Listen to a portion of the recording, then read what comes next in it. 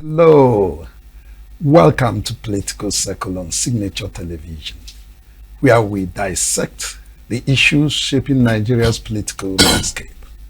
I'm your host, Luke Mbo. Today, we spotlight a long-standing, deeply rooted question in Nigeria's socio-political discourse. That's the Igbo question. It is a conversation that has lingered for decades, yet remains unresolved. After the Nigerian Civil War ended in 1970, then Head of State General Yakubu Gowon declared the famous policy of no victor, no vanquished. It was meant to usher in unity, healing, and national integration. But over 50 years later, many argue that the promise remains unfulfilled, at least for the Southeast. Despite this declaration, the Igbo nation has since been complaining of marginalization. From state creation imbalances, where the Southeast has only 5 states compared to 6 or more in other geopolitical zones, to perceived political exclusion and economic marginalization, the Igbo nation continues to voice its frustrations. But beyond the complaints lies a critical question. What have the Igbo people, what have the people of the Southeast done, and what are they doing to redefine their political fate within the Nigerian Federation? That brings us to our focus today, the Igbo question, an analysis of the political fortunes of the people of the Southeast Nigeria. To help us unpack this complex topic is a distinguished scholar and administrator. He is a professor of government and public administration, former director of MSP ICS ESUT, former dean student affairs of Enugu State University of Science and Technology, and presently the director of the Entrepreneurship Development Center, EDC, at the Enugu State University of Science and Technology. Professor Judu Denta, you're welcome to Political Circle. Thank you. We'll start immediately. Thank you. And I would like you to tell us who the Igbo people are. Okay. The Igbos are people of Igbo-speaking ancestry. Incidentally, we are not here to go through textbooks, but in 2017, I did my inaugural lecture. When I presented it, it was on the same thing, Ndi Igbo and the current political equation in Nigeria, a parametric outlook. That was then. And then, as far back as 1926, an Englishman, not an Igbo man, Yes. an Englishman, not an Igbo man, defined the area of Ndi Igbo. And it's a long list, going as far back as, what we call the Midwest. And then all the South, most of them. They are all, that was the 1926 work. There was no Igbo literary giant or whatever by then. So you couldn't have said it was manipulated by the Igbos. So the Igbos are a large mass of people. But we are now reducing them to the Southeast. So I don't know which one we are going to talk about. Is it the Southeast Ndi Igbo or Ndi Igbo as Ndi Igbo, people of Igbo speaking ancestry? Well, let's talk about the people that are Ndi Igbo. Of course. Because our topic is Igbo question. Fine. So the people of Igbo speaking ancestry, they are very serious people, very, very vivacious, very strong. And I think they are among the oldest archaeologically, civilization in Africa. So sometimes that, kind of resonates on their attitude, because sometimes the elder is always the elder. And the elder has a way of carrying himself. Sometimes you may not like it, but the elder is the elder. I don't know how to explain that DNA. Because even if you come to Nigeria, they are among the oldest civilization in the country. So, other people, I don't want to mention other people unless when the matter comes up to mentioning them. But they are among the oldest. Even if you look at even the Oni of Ife, when he was speaking, was talking about the fact of the ancient nature of the Igbos. I don't want to talk of the history because I don't want to go to Chimamanda Adichie and all those people. Bring it up because Chimamanda happens to come from the background of historians with the father as the history teacher, that's professor. So the Igbos are a very huge people. Let me stop there. Okay, could you help us with their antecedents, or what I will call their political culture? Okay, the political culture, the Igbo ordinarily, apart from Onitsha, and Omaru people that, and maybe the Arochukwu dynasty, the other ones were the two monarchies, you know, they were just two monarchies. The rest of Igbo civilization, they are all Republican. You know, the people meet and they have council of elders. Then if you work very hard, if you work very well, if you go to the works of Chinua Achebe, you would see that Okonkwo earned his place. You earn places by hard work. If you are very industrious, they will now bring you to join the elite group. Yeah, people call it council of elders, but Igbos have a way of recognizing. What do you call it in Igbo? They say "Mwata kwachaka usoroga yalie ife." So, Yes. and then, so if you're able to do that, but it is end. It's not like what we are doing now. It's not the wayo we are doing now. It is people earn these things, and they earn it by being part of the community and contributing to the rise and the strength of the community. So that is the Igbo political culture. As you become an elder, you are put there because it is believed that an elder should be more wise. Yeah, That wisdom comes with age. But we also know that even from Chinua Achebe's things fall apart, and from Socrates' ideas, Socrates warned the people that you must not listen to every hairy-headed man, because fools also grow old. So Igbos understand that, and that was why Okonkwo refused to follow his father, even though it also cost him his life. But the Igbos believe in achievement. We are an achievement-oriented people. That's just the definition of the Igbos. We are Republican and we are achievement-oriented. Okay, so that's to say that we believe in participatory Republicanism. Yes. Okay. Now, since after the Civil War, and the then head of state, General Gowon, proclaimed the no victor, no vanquished, but the marginalization in the Southeast seems to be unending. Why is this so? I think there's a lot of phobia about the Igbos, and that becomes the problem of the country. Because if you're talking of the people that built up, that saved this country, that is called Nigeria, happen to be Igbos, you must count Zik as number one, the Zik of Africa, Nanda Zikiwe. He was the person that started living African Renaissance all over Africa. He was the godfather, the mentor to the man called Kwame Nkrumah of Ghana. And Ghana was where he started when he came in from the US, you know, from his sojourn. So he started from Ghana. And that's why he built people like Kwame Nkrumah who followed him.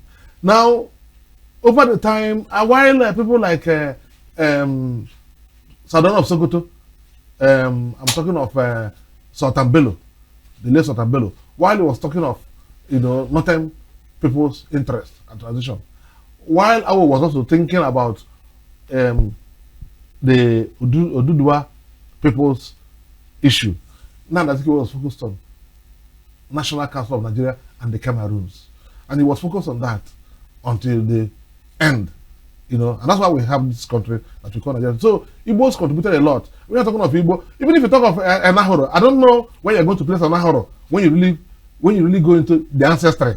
Whether you're going to place him as Igbo or Yoruba. Anthony Anahoro, yes, who moved that motion in 1953. That should be Midwesterner. I'm coming now. Okay. So that's why I said I don't want to, because people are now trying to run away from their ancestry, the Igbo ancestry.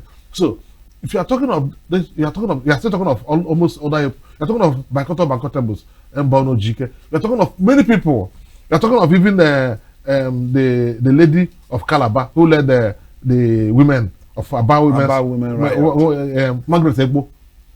If you're talking of, if you cannot talk of Nigerian independence and without the Aba women's riot, and you're talking of an Igbo woman, so the Igbos have earned their place in terms of contributing to the build-up of this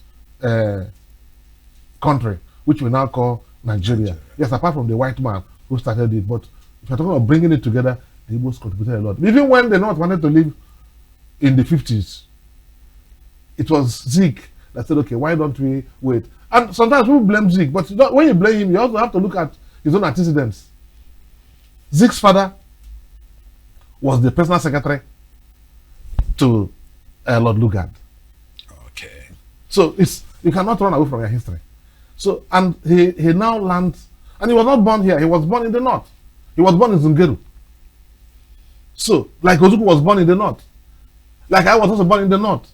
That we were many, the Igbos were always on the move until Zeke came back and tried to get them together. Then we had the Igbo Union and so on and so on. But that's by the way. So, but the point I'm trying to make is that the Igbos are vivacious, they believe in achievement, they believe in hard work.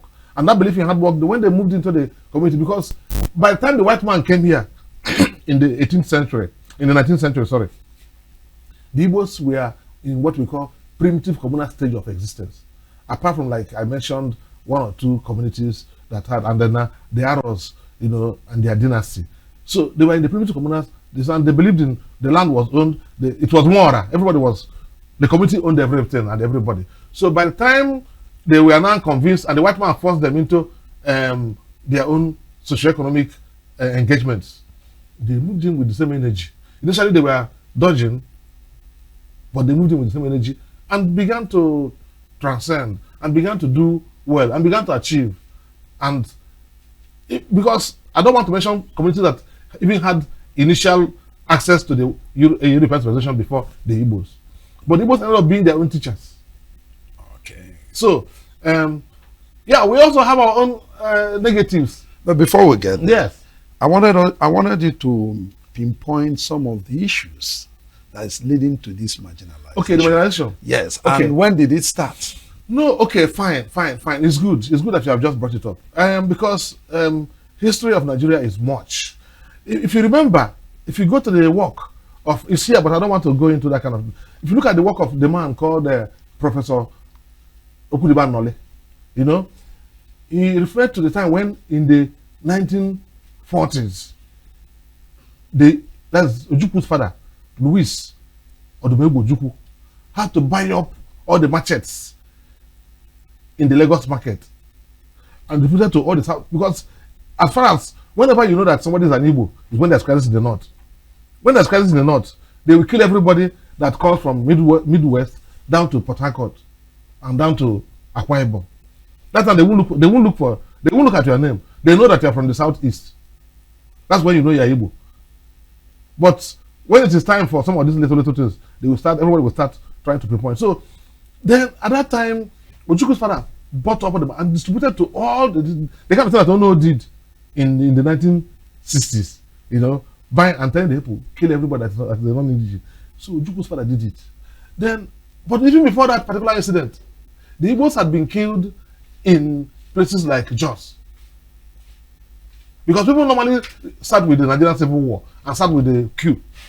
When they start with the Q, that is the misuse of it. Yes, maybe people could point at that. But before that Q, you would remember this. You remember the BBC coverage of the late Sultan Bello, when he said that the Igbos are people that are interested in, you know, in dominating everybody, and so on and so on, and said that they have come, they are no longer, that the ancestors, that their elders were not living up to their responsibility, but that they have come to make sure that they put a stop to it. And then they came with what they call naturalization policy. So naturalization was essentially against the Igbos, because other civilizations, other tribes here, let me use the word, other ethnic groups do not easily move to other places. Like, it's only an Igbo man that would come to Kanu, build hospitals, build schools, build houses. How many houses from the north? Even our almighty Dangote, is there an industry he has in the southeast where we have the biggest, what do we call it? We are his biggest customers. We buy the cement. Yes. The west, how many Yoruba houses do you have in the southeast? It's not like we don't have Yorubas who are here. How many of them buy houses, buy land, and build here? But when the Igbo man moves anywhere, the Igbo man believes that everywhere is his home. And with that energy, and with that understanding, with that point of view, he tries to develop anywhere he goes. Building hospitals, building hotels, you know, building places, building inns, building every kind of thing to be part of the community. You know, that's part of why I find it strange now that people are now saying that people are looking for Igbo king in a place, and they're trying to use it. No, I'm trying to say that I know we are going to get there, but the fact of the matter is that the Igbos have always had leadership in every community where they find themselves. So that's why they are being marginalized. I want to get the point. Yes. Why are they marginalized? They are marginalized. It's out of fear. It's phobia. It's called phobia. You know, achievement. Do we have instances of the marginalization? So we can't just be saying we are marginalized. No, okay. Let me start like this. Let me define it for you, since you are looking for instances of marginalization. We have already mentioned state creation. You have already mentioned it. Yes. 2, not just marginalization, suppression. Because if you got marginalization, you'll be looking at the political part of it. But at the political part of it, I want us to go back to 1989. Sorry, 1979. In 1979, okay. You remember that our brother, His Excellency Alex Ekweme, was the vice president. Yes. And we had other strong men like Dr. Choba Okadibo. Yeah. We had other strong men down the line. And there couldn't be any political party that was created in Nigeria without Igbo contribution, because we are the third in terms of the tripod. Yeah, the tripod. Okay. Now, let's get there. Are the Igbos doing anything about this marginalization? Yes and no. When I say yes, yes in the sense that that's part of why we are talking about our having state creation. That's part of why, like I said, when I wrote this work, because this was about 8 years ago when this work was done. Yes. Now, the Igbos have been doing a lot. Are they united? That's a different issue. Masab, I'm coming now. We have limited No, wait. time. So I know. Masab came because of the same problem. Even the IPOB that people are talking about came because of the IPO, because of the same problem. All this, we have done a lot, but the question the second part of the question you have raised now is whether we are united in doing that. Whether we are united in doing that is one thing, but are people trying to make sure that we are not united is another thing. But the first question is number one, which you have raised, is where are we united? We are not united, and we are not united because of how do I call it? How do I put it? There's this what the British people normally use the English: divide and rule. It is divide and rule that is causing the trouble. Because if you go, let me call it now. In this marginalization, do you think the British have a hand in it? Wait now, let me answer you. Okay. The Sultan of Sokoto, I was respecting them. I'm talking of Sultan Bello. I don't know about Sultan Bello. Sultan Bello was able to move scholarship down to the middle belt. If you travel, forget about that there is insecurity now. When you travel by road, until you get to Abuja, you will know you are staying in the same territory. The palm trees, the environment, everything is the same thing. But Sultan Bello was able to move across and put all these people, give the scholarship. If you go there, you get an Igbo of a man. He could pronounce it differently, but his name is Igbo. You could get a Chinedu there. So there is this divide and rule already. And the war, I want to, because the war now brought up the creation of states. And with the creation of 12 states, which was done in 1967, May 27, they divided the Igbos. And that division has continued. So there's the general political interest in keeping the Igbos divided out of fear. It's out of fear. But okay, if you are being divided, why will you accept to be divided? No, wait, no, it's about power. It's power dynamics. It's power dynamics. It's simple. You know, in psychology, there is what we call social psychology, and there is what we call group attitudinal disposition. So when you know that if you throw stone here, if you fire your gun from here, if you can throw stone there, and somebody will think that somebody is there and fire a gun there. That is deceit. So I agree with you that we have a problem of land. We now lack leadership. Okay. The problem is, apart from the general organization from other people, we now lack leadership. Let me give you an instance. In 1979, we had Mbakwe and Jim Wobudu as governors. They were always meeting as brothers, doing things together as brothers. Mbakwe had to go to sue the federal government to get Ikwere back to Imo State. The case got to the Supreme Court. Mbakwe took it to the Supreme Court.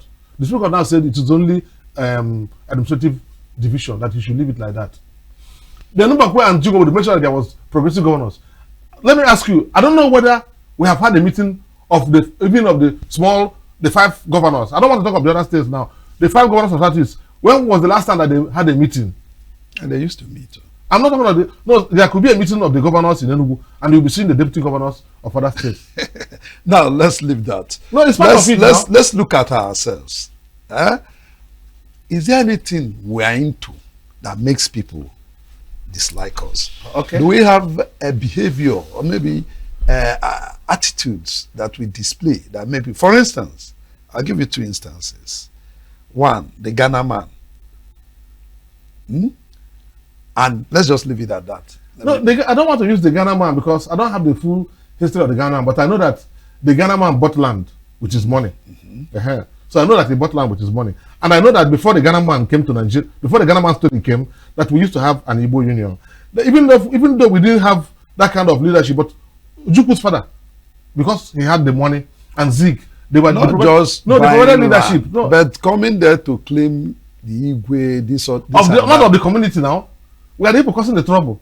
Listen, if the Igwes, if His Royal Highnesses, I know this Igwe, this, that, Igwe, this, that. You go to somebody's place, you buy his land, you now want to lord it over them. No, you cannot lord it over the Ghanaians now. But is there no that action of the Igwes, of the Igbo extraction?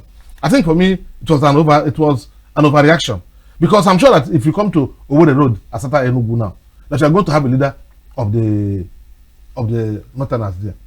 Just recently, yes, the CEO of Signature Television made a public presentation in which he tried to use Tinubu as a case study. The way he worked hard, placed people here and there, tried to work hard for the presidency that he have today. Do Igbo people work together to achieve their goal?